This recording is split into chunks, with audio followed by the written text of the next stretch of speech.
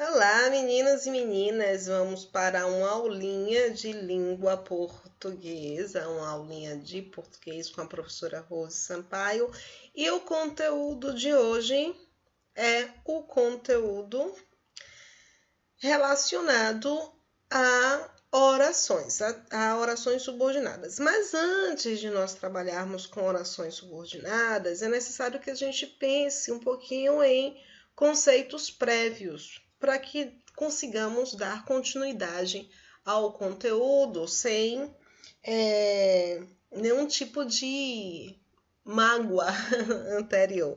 Então, a gente vai retomar determinados conceitos para darmos prosseguimento, tá? O primeiro conceito aqui é o conceito de frase. O que é frase? Frase é todo enunciado que tem sentido. Este enunciado pode ou não ter um verbo. Não tem a obrigação de, em uma frase, apresentar verbo.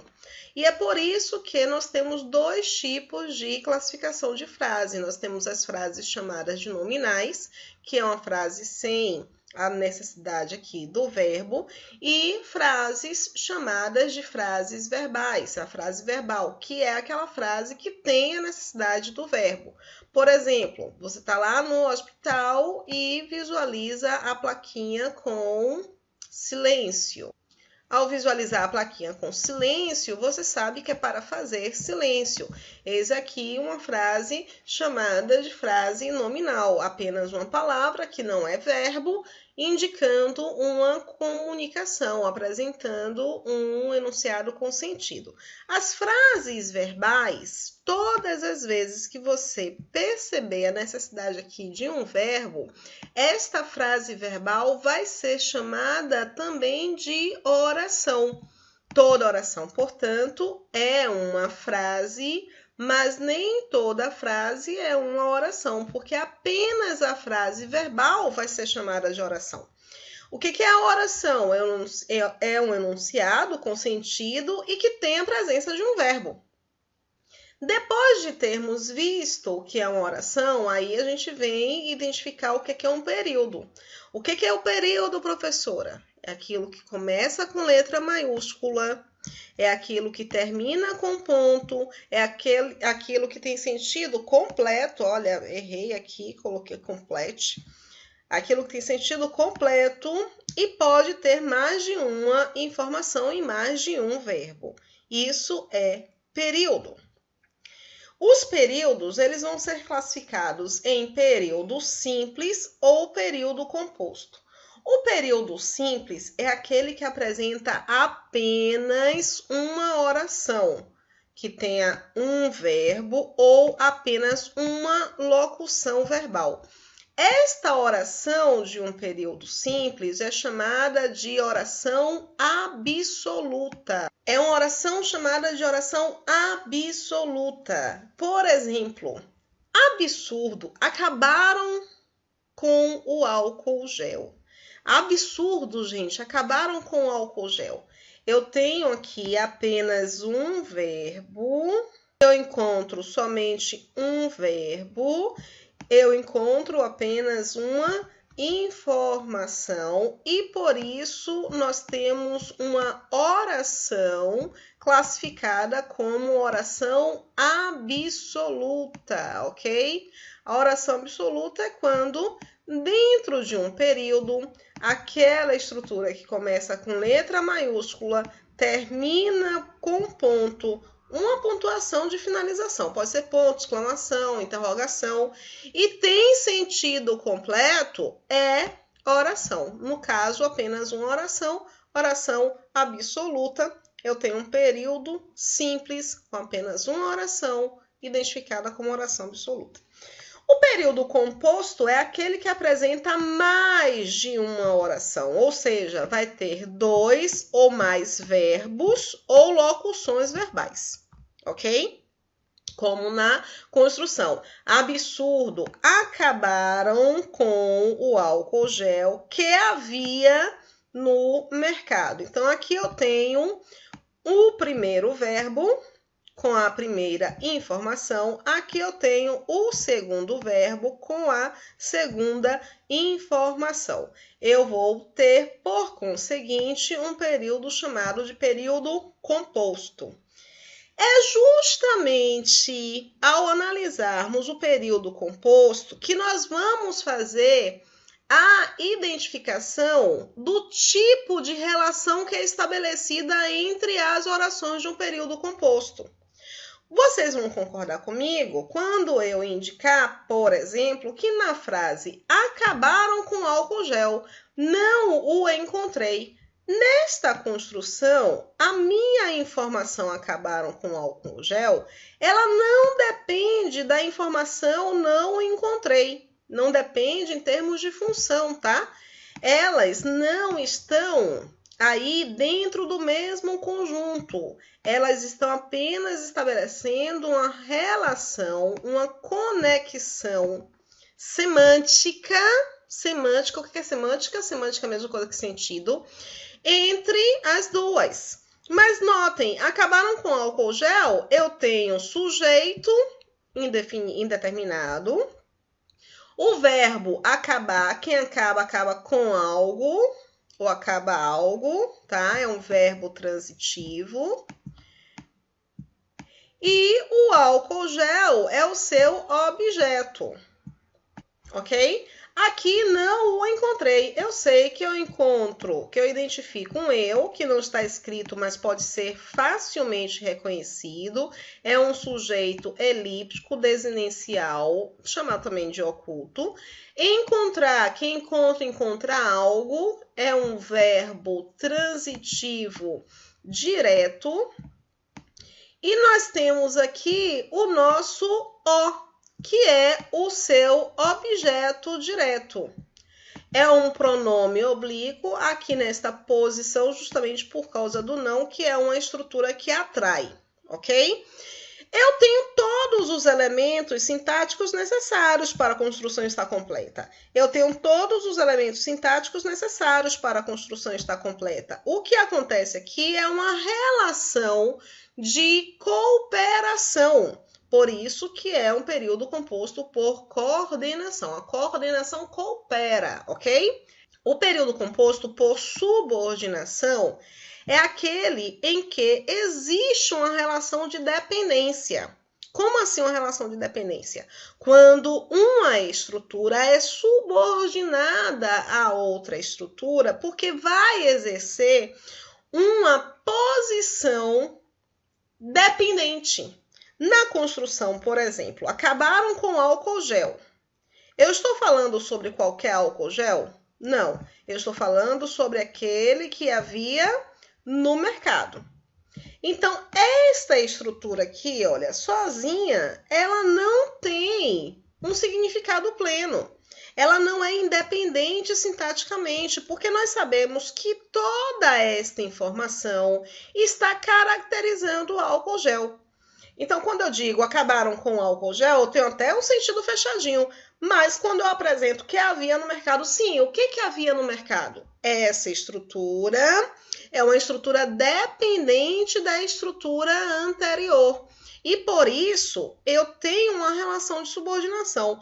Por que eu vou chamar de período composto? Porque começa com letra maiúscula, termina com ponto, tem sentido completo e apresenta aqui, olha, dois verbos com duas informações, período composto por subordinação, porque existe a relação de dependência.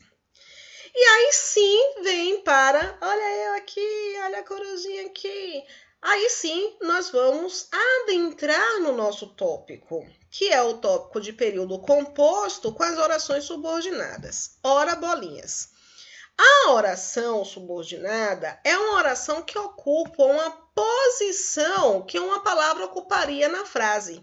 São três posições possíveis. Eu posso ter uma posição de coisa, que é a posição do substantivo, a posição de uma característica, que é a posição do adjetivo, ou a posição de um advérbio, que é a posição, de uma circunstância, que é a posição de um advérbio, tá? E para isso ficar um pouquinho mais claro, a gente vai retomar a nossa tabela de comunicação. Olha a tabelinha que é Show de bola, é interessante que a gente sempre retorne à tabelinha. Dentro do processo de comunicação, nós temos duas classes gramaticais relevantes: o verbo e a coisa. O verbo é importante porque ele passa para nós uma informação. É o verbo e o substantivo, que é o nome dado às coisas. O verbo é a informação e o substantivo é a coisa sobre a qual se informa algo. Informação, a gramática definiu chamar de predicado. Toda informação é um predicado, beleza? Com uma representação de verbo. Esse predicado, se der ideia de ação, de acontecimento, de fenômeno natural, de posse ou de necessidade, é uma informação verbal. O predicado é chamado de predicado verbal, mas eu tenho que analisar. É ação? É acontecimento? É fenômeno? É posse? É necessidade? Predicado verbal na cabeça. Todo predicado verbal, portanto, tem um verbo que a gente vai reconhecer como um verbo significativo, beleza? Se a minha informação for um estado, seja este estado uma característica, uma comparação ou um modo, o meu predicado vai ser um predicado nominal. E o verbo que com ele vai se relacionar vai ser chamado de verbo de ligação. Aqui no campo da coisa sobre a qual se informa algo, do nome dado às coisas, animadas ou inanimadas, do nome dado a algo ou a alguém, eu tenho outras classes gramaticais. Eu tenho o adjetivo, que dá uma característica exata, o numeral, que dá uma quantidade exata, o artigo, que generaliza ou determina, e o pronome, esse bichinho lindo, maravilhoso. Pró significa para, nome faz referência ao substantivo, então o pronome é para o substantivo, acompanha ou substitui. Essas classes gramaticais, elas se relacionam com o substantivo. Só com o substantivo, ok? Eu também tenho uma classe gramatical chamada de modificador verbal, que é o advérbio. Apesar de ser chamada de modificador verbal, o advérbio ele vai se relacionar não somente com o verbo. Advérbio, gente, ele se relaciona também com um adjetivo. E ele pode, além de se relacionar com um adjetivo, ele pode também se relacionar com outro advérbio.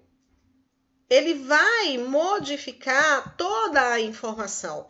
Ele dá uma circunstância. Pensando nesta relação, na prática, como é que vai funcionar a relação das orações subordinadas? As orações subordinadas, como eu indiquei aqui, olha, elas podem ocupar uma posição de coisa, substantivo, de característica, adjetivo, ou de circunstância, advérbio. Vejam aqui alguns exemplos. Na construção, confesso o interesse. E você conheceu alguém, ficou ali interessado e diz, eu confesso o interesse. Quem confessa, confessa algo, confessa uma coisa. Se é algo, se é coisa, eu estou confessando o que a gente vai identificar como substantivo. Então, este verbo confessar, já que quem confessa, confessa algo, é um verbo transitivo direto. E este algo aqui é o seu objeto direto. Belezinha? Até aqui, tudo lindo, é retomada do que nós já vimos. Qual é o objeto direto? É justamente a palavra interesse. Então, quem eu confesso o interesse. O interesse, portanto, é o nosso objeto direto. Vejam que é interessante quando a gente passa para uma outra construção. Em confesso que só penso em abraços. Nesse momento, meu Deus, é verdade. Eu tenho o confesso, novamente classifico como um verbo transitivo direto. Ele não vai mudar a sua classificação, tá? E quem confessa, confessa uma coisa. Eu confesso o quê? Que só penso em abraços. E isso aqui é a coisa que eu confesso. Confesso que só penso em abraços. Note que quem confessa, confessa algo. A gente identificou aqui, ó. Eu confesso o quê? Eu confesso toda essa estrutura que só penso em abraços. Aqui, gente, eu tenho um verbo. Tem um verbo aqui, olha só, que é o verbo pensar. Se eu tenho um verbo, se tem sentido, é uma oração. Se está na posição da coisa que eu confesso, está na posição de um substantivo. Essa oração exerce o papel de uma coisa, de algo, por isso exerce um papel de substantivo. Esta oração, portanto, eu vou chamar de oração substantiva. Aí vejam, se quem confessa, confessa algo, e eu sei que eu estou confessando isso aqui, a relação estabelecida entre estas duas estruturas é uma relação subordinada. E é por isso que eu vou dizer que esta esta construção é uma oração que é subordinada porque é dependente. Ela é substantiva porque está na posição de uma coisa. Toda oração que está na posição de coisa está na posição de um substantivo. E aí a gente tem aqui uma outra construção. Comprei o desinfetante que desejava, o grande sonho de minha vida, a realização de um sonho. Comprei meio litro de álcool gel. Quem compra, compra o quê? Eu tenho um verbo que pode ser claramente classificado como um verbo transitivo direto. O que eu comprei? Eu comprei o desinfetante. Então, desinfetante é o seu objeto direto. Mas veja, eu quero mais. Não é o suficiente. Eu preciso saber qual desinfetante, de que tipo é esse desinfetante? É o desinfetante que eu desejava. Então, esta informação, ao se relacionar com desinfetante, vai introduzir uma informação que o caracteriza. Comprei o desinfetante, um verbo, uma oração. Esta oração, a gente pode dizer que é uma oração principal. A gente vai aprofundar isso nas próximas aulas. Se eu tenho um verbo aqui, uma oração. Se aqui eu conto já com dois verbos, duas orações. E esta oração que desejava está funcionando como um adjetivo, porque ela caracteriza o desinfetante. Qual é a classe gramatical que pode caracterizar um substantivo? O adjetivo. Então, esta oração é uma oração. Se ela está dependente de desinfetante que está na oração anterior, ela é subordinada. Se ela está caracterizando, ela é adjetiva. Então, por isso que eu chamo de oração subordinada adjetiva. A gente vai detalhar cada uma dessas orações, desses tipos de orações. Mas, neste momento, é importante nós entendermos como é que essa relação de subordinação se desenha para nós, tá?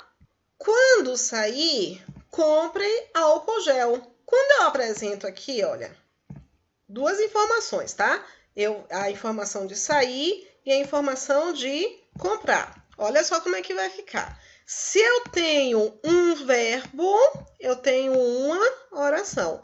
Se eu tenho dois verbos, eu tenho duas orações. Se eu tenho mais de uma oração, o meu período que começa com letra maiúscula e termina com ponto, meu período vai ter sentido completo.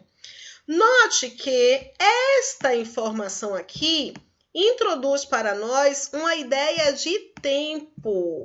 Qual é a classe gramatical que marca uma circunstância de tempo? É justamente o advérbio. Esta informação que está marcando uma ideia de tempo tem um verbo, por isso eu vou dizer que é uma oração. Gente, todo advérbio é dependente, porque vai marcar uma circunstância de algo. Portanto, todo advérbio, ele é subordinado. Se esta oração é uma oração que dá ideia de tempo, ela é subordinada. Oração subordinada, no caso aqui, oração subordinada temporal. Eu espero que esse vídeo tenha deixado para vocês clara essa relação, essa ideia de que o papel de uma oração é ocupar a posição de uma palavra, a posição que uma palavra ocuparia na frase. Como vimos, são 3 posições possíveis para as orações subordinadas. É a posição da coisa, substantivo, da característica, adjetivo, ou do advérbio, circunstância. Beijos, meu povo lindo. Espero que este vídeo ajude muito todos vocês. Beijinho e até a próxima aula.